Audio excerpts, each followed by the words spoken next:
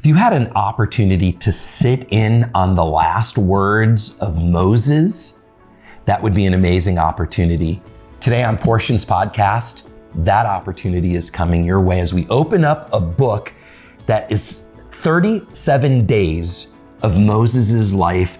We get to dig into what was on Moses' heart and God's heart as he's giving his final addresses to the people of Israel. You don't want to miss this. Welcome to another Portions Podcast. I'm so glad you're here, whether you're watching online on YouTube or another app, or whether you're just listening.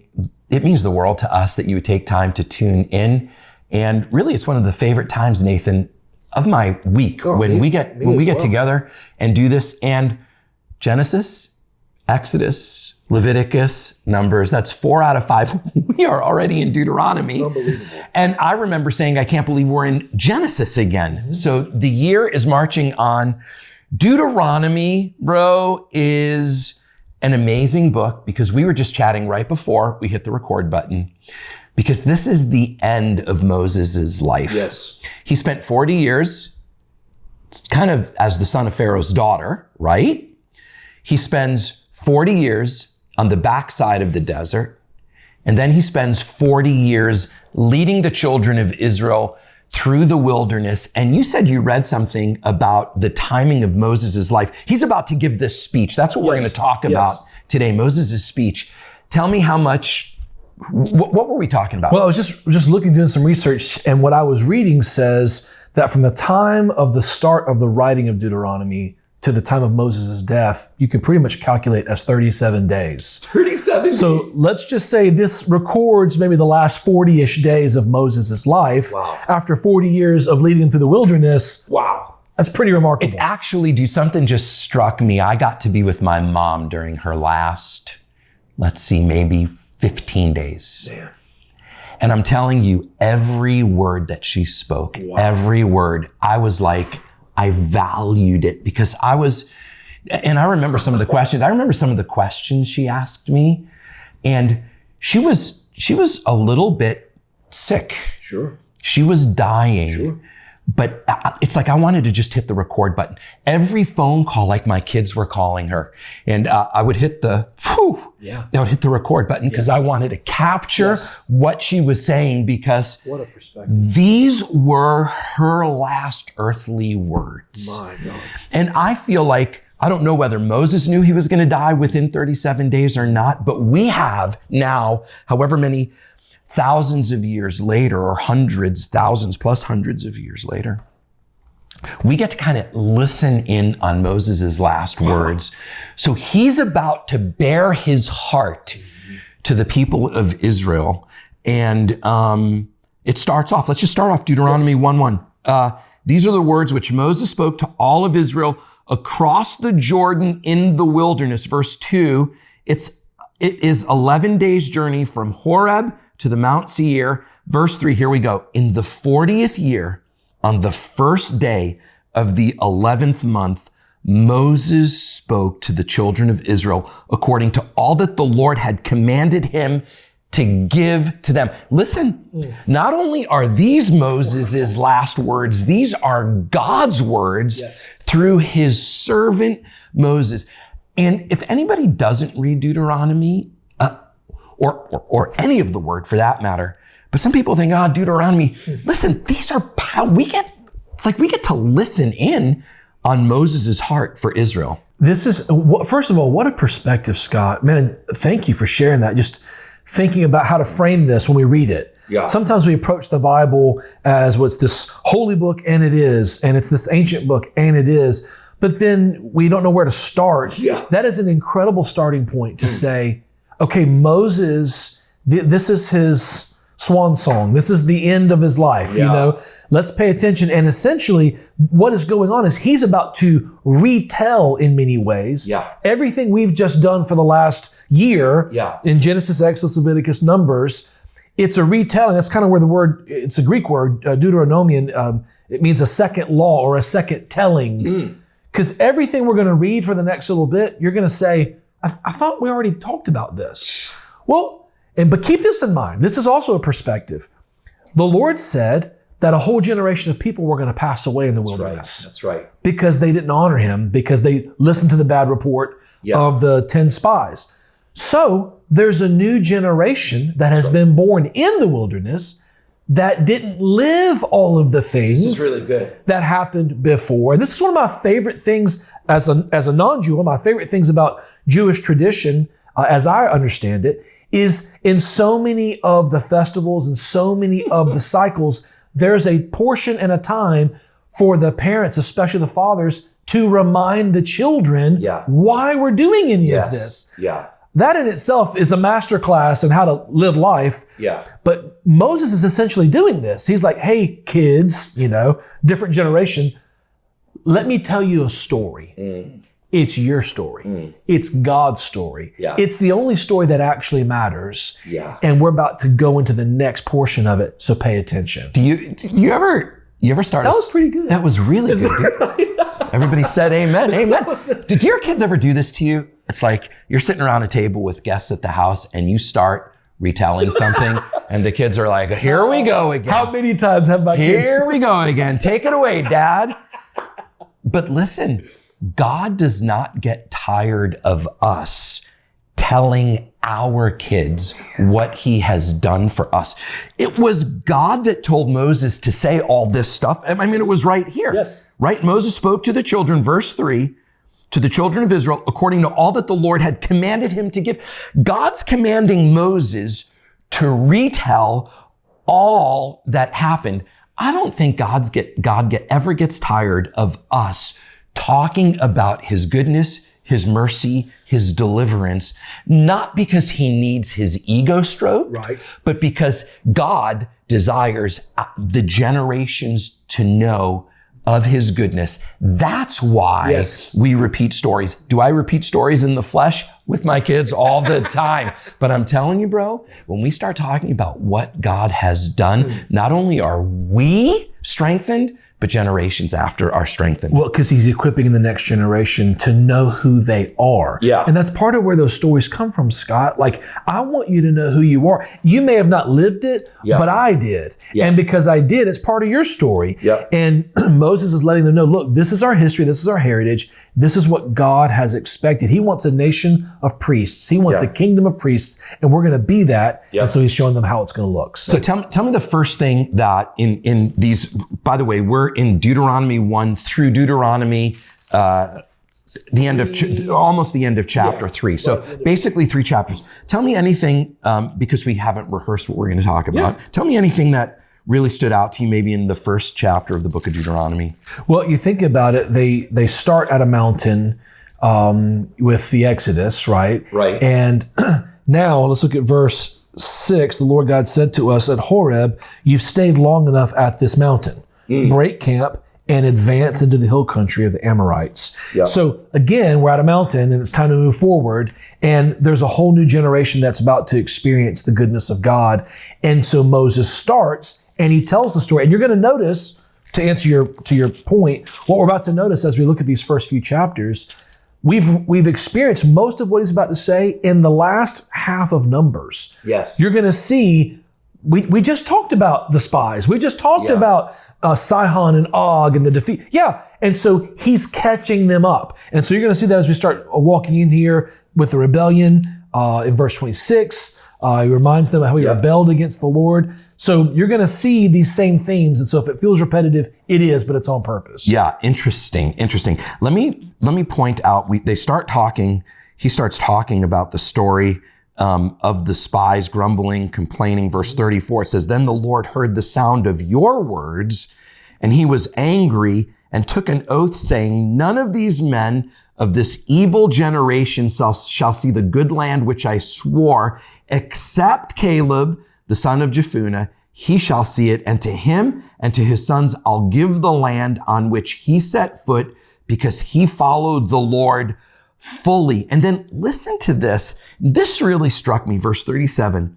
The Lord was angry with me, Moses. The Lord was angry with me also on your account, saying, not even you shall enter there. Joshua, verse 38, the son of Nun, who stands before you, he shall enter. Encourage him, for he will cause Israel to inherit it. Right here, the Lord was angry with me on your account. I just want to talk about leadership for a second. Here is Moses, and we were talking before how sometimes we lose friends because of somebody else that we have nothing to do with. Right. It's like we were just talking about this before we started recording. It's like you're obedient to God, and because you're obedient to God, you end up actually losing something that you never would have lost had you not been obedient to God. Right. Moses was obedient to God. Yes. He's shepherding this flock in the wilderness. Then the ones that he's shepherding, because God said it and because he willingly said yes, they tick off Moses. So Moses acts in his flesh. This is why Moses isn't entering into the land. Right. He strikes a rock when God says, speak to it. Yeah. And Moses now can't enter into the very thing that he's given his life for. Yes. So, wow. The Lord was angry with me on your account. In other words, if it wasn't for you, I'd be entering in with you. Okay, that's right, yeah. This is really amazing. Moses could have really, really held this massive grudge against the children of Israel, who he was leading. Yeah. Because if it wasn't for them, he would have never struck the rock. He wouldn't have been angry. But yet here we find Moses in the last 37 days of his life, equipping the very people who are the cause of him not entering into the promised land, equipping them to take it and take it rightly. And bro, when I read that, it just struck me. We don't have a right at all to ever be bitter at all against people who deserve our bitterness. Like I'm thinking of folks right now as I'm talking who, if it wasn't for my obedience, my yes, Lord, here am I, Hineni. Right. If I didn't say Hineni to God, I never would have had to deal with these people who I'm now struggling with in my heart. It was like, God, if you didn't ask me to do this. But here's a leader. Yes. Moses. He has to reap the benefits of his disobedience, but yet he is finishing so strongly. He could have said, enough with you guys. I got 37 days left to my life. It's just gonna be me and God. No, he spends these days offering wisdom to these children. Go ahead. I think I'm done. No, it's incredible, Scott. And it's such an important point in the context of all of this and just life in general, what we see playing out in culture. Moses is described in the Torah as being the most humble man that ever walked the earth. And I've been struck many times when we've looked at it, especially in Leviticus and in Numbers, the last two books, when the grumbling would start and all the frustrations, he would just fall on his face. Come on. And I don't know, I can't speak for him, I would never dare to, but I have to wonder how much he remembers his own failings, how much he remembers growing up in Pharaoh's house and the things he enjoyed while his brothers and sisters were suffering out the window, on the other side of the palace wall as slaves.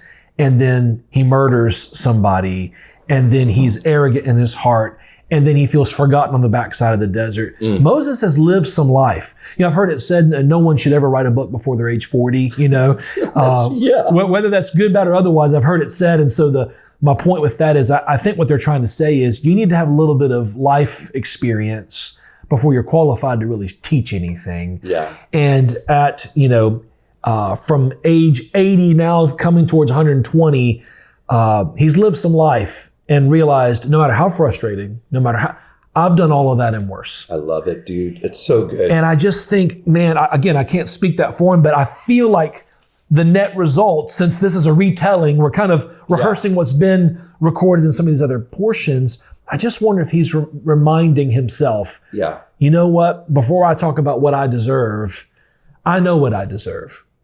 And it's not to be leading God's people, that's for sure. Wow. And I definitely don't deserve to go into the promised land. And it's not just because of the rock incident. It's because of a life of rebellion or whatever you want to call it. Yeah. And yet he maintains his relationship with God So good.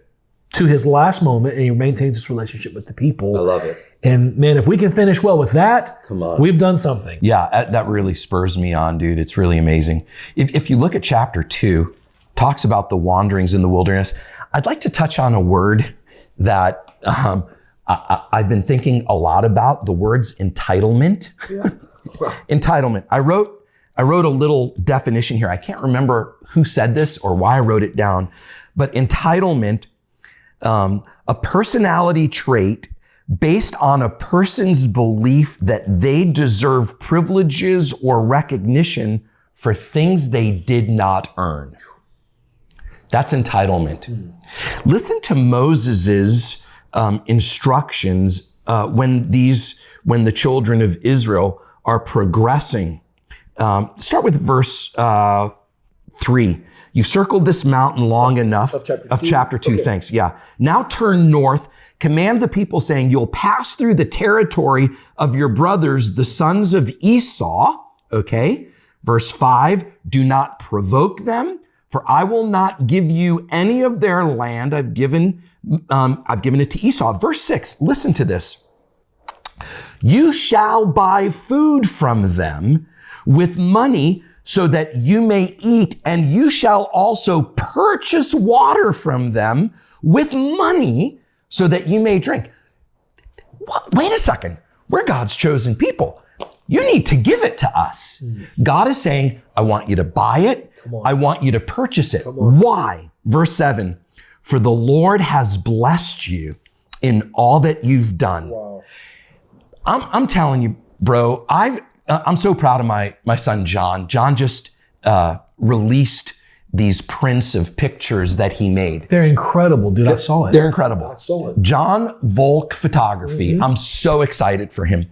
So he posts these pictures online. I think there were 4 prints, and he allowed people to purchase it over a weekend. And he sent his friends and his family some codes that allowed them to get the pictures. One of his closest friends gets every picture and doesn't use the code. And John is like, what are you doing? What are you doing? I gave you a code. I don't want to take your money. No, we're going to pay you. God has blessed us, and we want to bless you. And I'm like, I actually have chills when I'm saying it, because we tend to live in an environment where we expect freebies. Oh, I know Nathan, he's got tickets to the Panthers, Carolina Panthers, for those who don't live in North Carolina. Maybe I can get him to give me some free tickets when God has blessed me so much. Rather, this is what God says. Wow. Rather than looking for handouts, you're my children. Why don't you pay full price and more? Why? Because God has blessed you. Come on. So this whole entitlement thing, bro, I was just reading this morning and I was struck. You shall buy food from them. You shall purchase water from them. Verse 7, for the Lord has blessed you. Listen, if God has blessed us, rather than looking for freebies, let's look to how we can bless others and pay full price. Scott, that's amazing. I mean, look, finish that verse there.